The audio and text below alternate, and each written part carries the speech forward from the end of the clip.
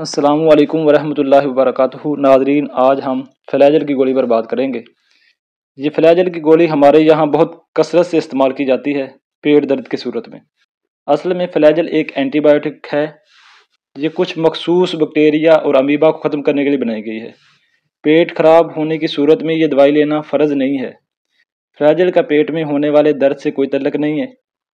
یہ گولی درد کو ٹھیک کرنے کی صلاحیت نہیں رکھتی، اس لیے ہر طرح کے پیٹ درد میں یہ گولی کھا لینا بے وقوفی ہے۔ اور کوئی بھی اینٹی بائیوٹک ایک دو دفعہ استعمال نہیں کی جاتی، اس کا باقاعدہ کورس ہوتا ہے جو اینٹی بائیوٹک شروع کرنے کے بعد مکمل کرنا ضروری ہوتا ہے، ورنہ ایک دو دفعہ کھا کر چھوڑ دینے کی صورت میں اس سے کچھ بیکٹیریا تو مر جاتے ہیں، لیکن باقی بچ جانے والوں میں اس دوائی کے خلاف قوت مدافعت پیدا ہو جاتی ہے اور اگلی دفعہ وہ اینٹی بائیوٹک ان پر اثر نہیں کرتی یا کم اثر رکھتی ہے۔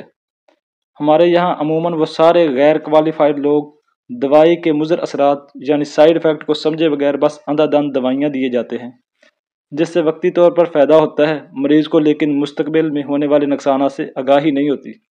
اپنی صحت کا خود خیال رکھیں، اپنے بچوں اور بزرگوں کو لاعلمی کی وجہ سے ادویات کے نقصانات کا شکار نہ ہونے دیں اور صرف رجسٹرڈ حکیم اور ڈاکٹر سے رجوع کیا کریں۔